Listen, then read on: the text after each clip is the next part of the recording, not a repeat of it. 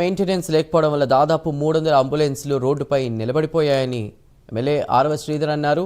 తిరుపతి జిల్లా రైల్వే కోడూరు ప్రభుత్వ ఆసుపత్రి వద్ద ఆయన మాట్లాడారు. గత ప్రభుత్వంలో 108 సిబ్బందికి సక్రమంగా జీతాలు కూడా ఇవ్వలేదని ఆరోపించారు.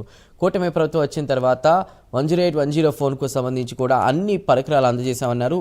జీపీఎస్ విధానంలో 108, 104 అందుబాటులో ఉన్నాయని, వాటిని ప్రజలు సద్వినియోగం చేసుకోవాలని సూచించారు.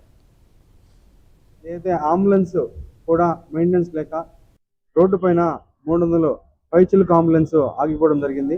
ఎక్కడ హాస్పిటల్ ఉంటే అక్కడ మెయింటెనెన్స్ లేక కనీసం వాళ్ళకి ఆ డాక్టర్స్ కావచ్చు, లేకపోతే ఆ డ్రైవర్స్ కావచ్చు, జీతాలు కూడా ఇవ్వకుండా వాళ్ళు మెయింటెనెన్స్ సరిగా చేయలేకపోయారు.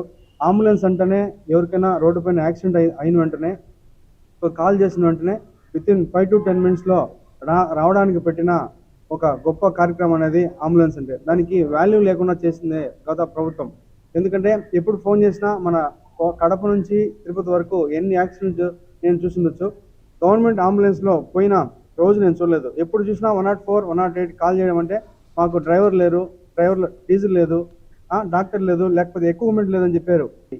ఈ ప్రభుత్వంలో ఉండే అంబులెన్స్ అంతా యూజ్ చేసుకునే విధానం కూడా లాస్ట్ గవర్నమెంట్ లేకపోయింది. ఇప్పుడు మన ఈ 108 కావచ్చు, 104 కావచ్చు, జీపీఎస్ ట్రాకింగ్ ఉంది. అదేవిధంగా ఇవి ఎంత వీలుందో అంత ఎక్విప్మెంట్ అంబులెన్స్లో ఉంది. డాక్టర్ కూడా అందుబాటులో ఉంటాడు. వీళ్ళ దగ్గరలో ఏదైతే పిఎస్సీ ఉందో ఆ పిఎస్సీ తీసుకొచ్చి ఫస్ట్ ఎయిడ్ అయిన తర్వాతనే మళ్ళీ సిమ్సీ కావచ్చు, రియే కావచ్చు, దగ్గర ఉన్న పెద్ద హాస్పిటల్కి తరలడం జరిగింది.